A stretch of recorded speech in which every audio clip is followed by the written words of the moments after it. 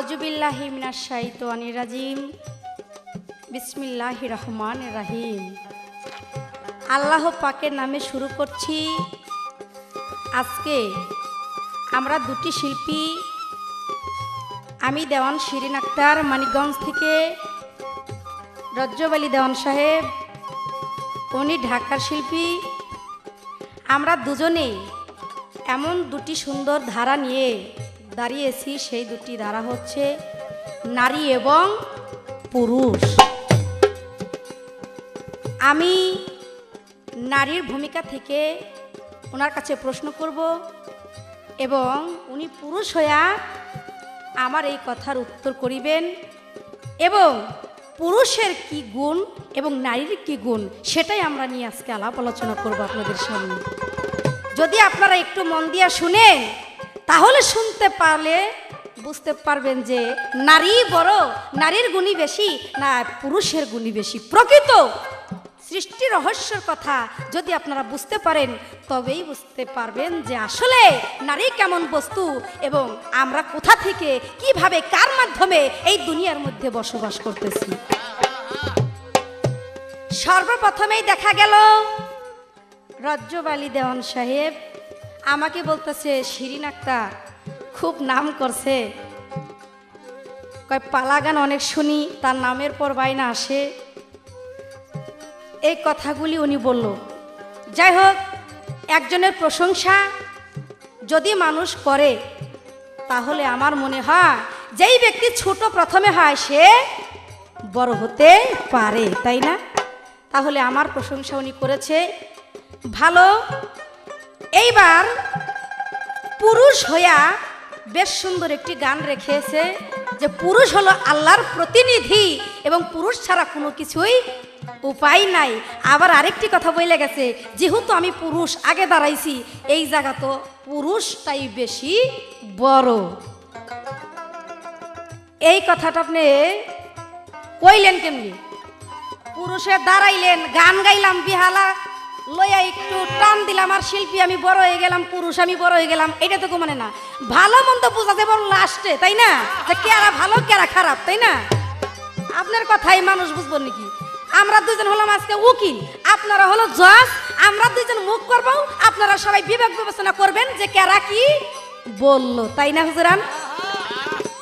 এইবার ওনার কাহিনী বহুত শুনলেন, কিন্তু আমি যে নারী আমার কেমন ক্ষমতা এইটা আজকে আপনারা শুনেন।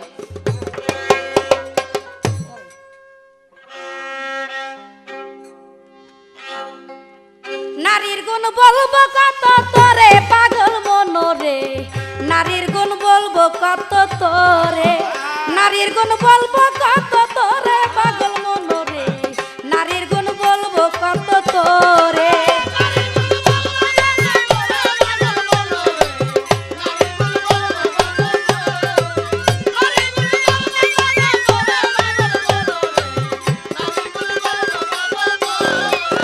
এই জগতে নারীতে যারা আছে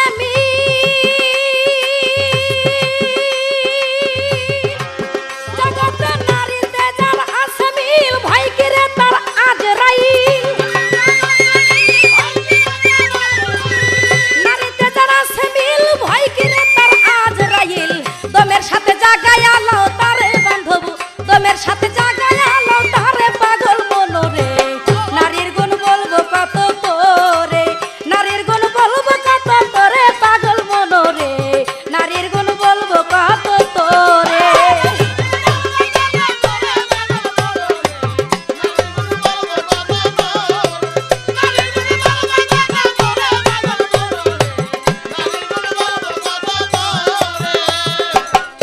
রাবিয়া বশ্রী মায়া ছিল, আবার জগতে আউলিয়া হইল, আবার ভেদ পাইল সে ইবাদতের জোরে।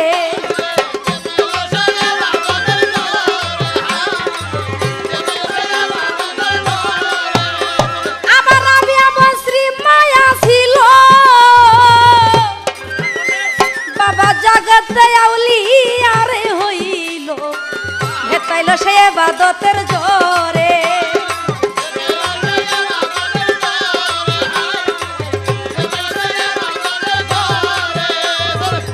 জীবন দিয়া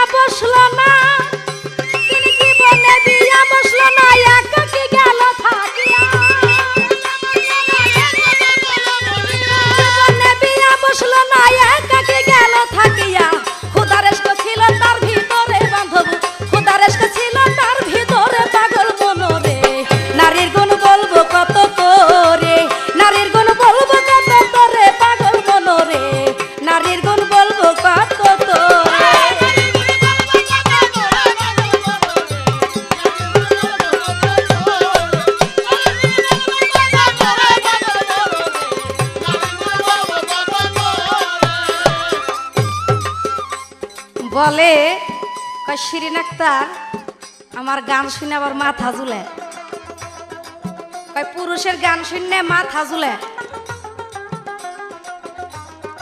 এখন কি যে বলবো, আমি মাথা না চাই এইটা ওনার খুব খারাপ লাগতেছে মনে হইল। আমি যে মাথাটা না চাইছি আপনার এত খারাপ লেগে গেল গা। এখন কোন লাগে আপনি যে রজ্জব দেওয়ান, এই যে আপনার মায়ের থেকে বাবার থেকে আজকে রজ্জবালি দেওয়ান হইয়া আমার সাথে পাল্লা করতেছেন, সৃষ্টি হইয়া আপনার মাই বাবা নাইসা নাইসা তো আপনার জন্মটা দিছে। এই নাসা ছাড়া কি আপনি সৃষ্টি হয়েছেন?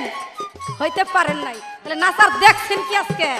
নাইচা আজকে আপনারা দেখামো যে নাসা কোয়াই কারে। রাবিয়া বসরি মায়া ছিল, আবার জগতে আউলিয়া রে হইল, আবার ভেদ পাইল সে ইবাদতের জোরে।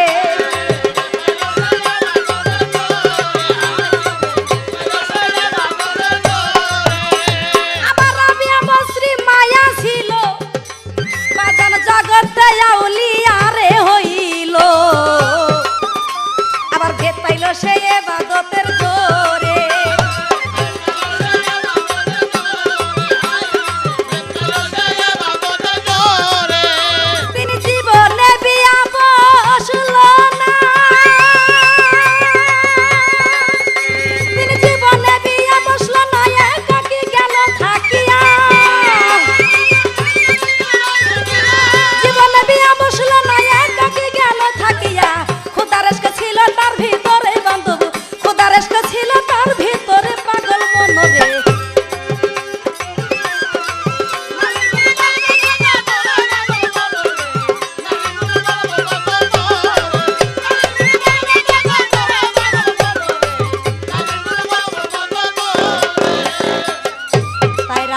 যাই হজ্জের তরে তাকে নিতে আসে কাবা ঘরে, আবার তুলনা কি আছে কি সংসারে হাইরে কথায়।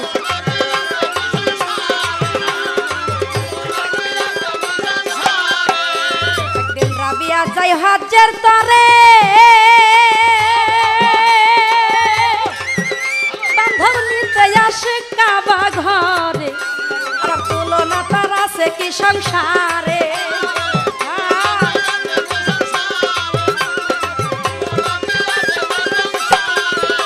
আবার বিছায় আসন শূন্যর পরে, আবার বিছায় আসন শূন্যর পরে ডাইকা কয় হাসান বসরি রে।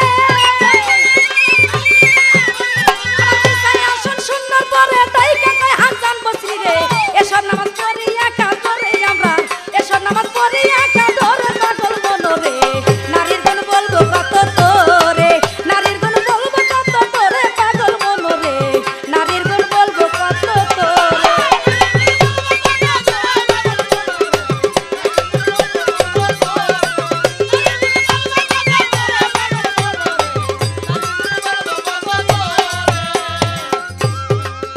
মায়া হলো শয়তানের বাহক।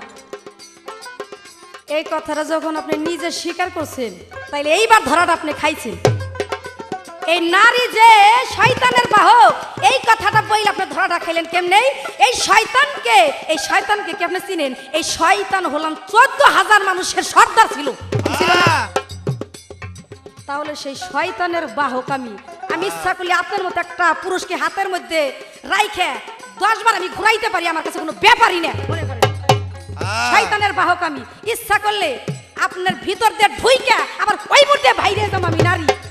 আমার পেঁচ আপনি বুঝবেন কেমনে? 3.5 পেঁচ আমি জানি। একটা পেঁচ যদি আমি দিই আপনার মতো পুরো 70 বছর ধরে খালি ঘুরতে থাকি। বলে স্বামী গো পিসাব কেরা? কয় পিসাব আমি। কয় না তুমি পিসাব কিসের? পিসাব হলো আমি। কয় না, কয় তাহলে দেখা যাক। তাই স্বামীর সাথে তো রাইতে মিলামিশা করছে, গোসল টোসল না কইরেই মনে করেন তারে সেবা দিছে। এখন ওই সেবা খাওয়ার পর দেখে পুরুষটা যে আগে যা বলতো ওগুলো ভুইলা গেছে, কিছুই বলতে পারে না। এখন কয় কি গো পুরুষ, তুমি যা শিখছিলে এগুলো ভুইলা গেলা, কারণ কি?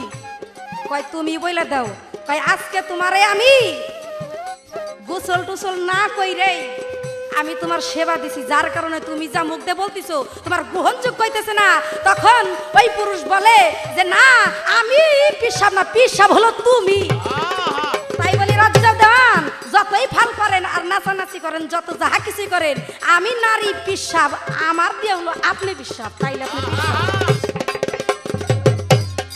কেন বললাম কথাটা? কতগুলি কথা কইছে, দেখেন কেমন চালাক মানুষ। কয় আমি পুরুষ যাইয়া নারীর কাছে যাই, যাই সেটা কি করি, একটা কিট যদি ঢুকাইয়া দেই তাইলে করে নাকি ফুলে ফুইলে বলে আমরা 10 মাস করে ঘুরি। তোমার ক্ষমতা, তুমি একটা বাচ্চা দেই আমার ছাড়া দিতে পারো কিনা, এ কথা বলছে না। মাথাটারে নষ্ট করে দিল।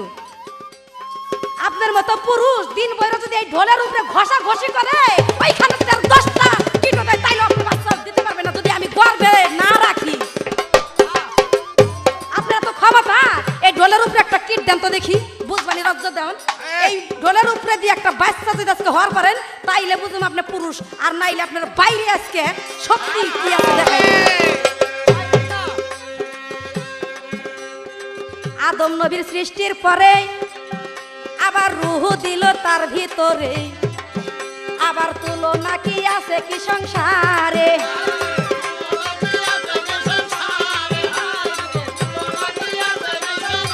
আবার দমে দমে হাওয়ার দম তাতে চেতন হইল আদম, দমে দমে হাওয়ার দম তাতে চেতন হইল আদম। বাউল সাইদ পড়ল বিষম ফেরে বাজান, বাউল সাইদ পড়ল ভীষণ ফেরে পাগল মনরে। নারীর গুণ বলবো কত তোরে, নারীর গুণ বলবো কত তোরে পাগল মনরে, নারীর গুণ বলবো কত তোর।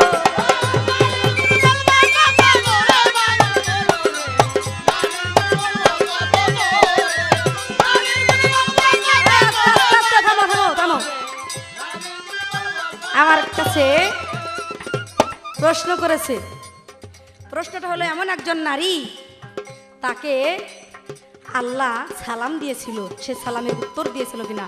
আমি 6টে ওনাকে জবাব দিতেছি। যেই নারীকে আল্লাহ সালাম দিয়েছিল সেই নারী হচ্ছে খাদিজাতুল কুবরা।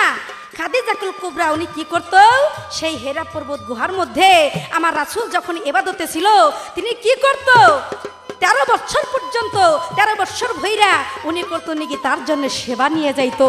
আর উনি যেই ইবাদত করতো ওনার পিছনে বসে বসে উনি ওই কথাগুলি খেয়াল করতো। ওনার কথাগুলি খেয়াল করার পর আল্লাহর রহমত ওনার প্রতি বর্ষিত হইয়া উনি ইবাদত বন্দেগী করেছে।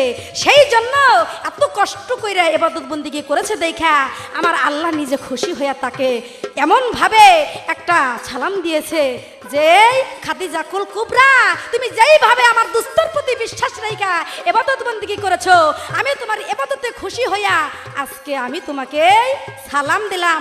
সালামটা দেওয়ার পর আমার খাদিজাতুল কুবরা দুই চোখের পানি ছেড়ে দিয়ে বলে, হে আল্লাহ, তুমি তো আমাকে সালাম দিলা, আমি এখন কিভাবে তোমার সালামের উত্তর দিব? তখন আমার আল্লাহ নিজেই গাইবি থেকে আওয়াজ দিল যে আমি যে তোমাকে সালাম দিয়েছি এটা জবর আমার হৃদয় থেকে ভালোবেসে আমি নিজেই খুশি হইয়া তোমাকে সালাম দিয়েছি। খাদিজা, তোমার এই সালামের উত্তর লাগবে না, তুমি যে ইবাদত বন্দেগী করেছো এই ইবাদত বন্দেগীর চেয়ে তোমার সালামের উত্তর বেশি না, এটাকেই আমি মেনে নিলাম যে তোমার সালামের উত্তর। তার আর কোনো সালামের উত্তর দিতে হয় নাই, আল্লাহ নিজে খুশি হইয়াই তাকে সালাম দিয়েছে। আপনার কাছে শুধু আমার প্রশ্ন থাকবে, এমন একজন নারী ছিল, সেই নারীর নামটা এমন একজন মহাপুরুষ তার কপালের মধ্যে লিখেছিল, ওই পুরুষটাকে এবং ওই নারীটাকে আপনি জবাবটা সুন্দরভাবে একটু দিয়েন।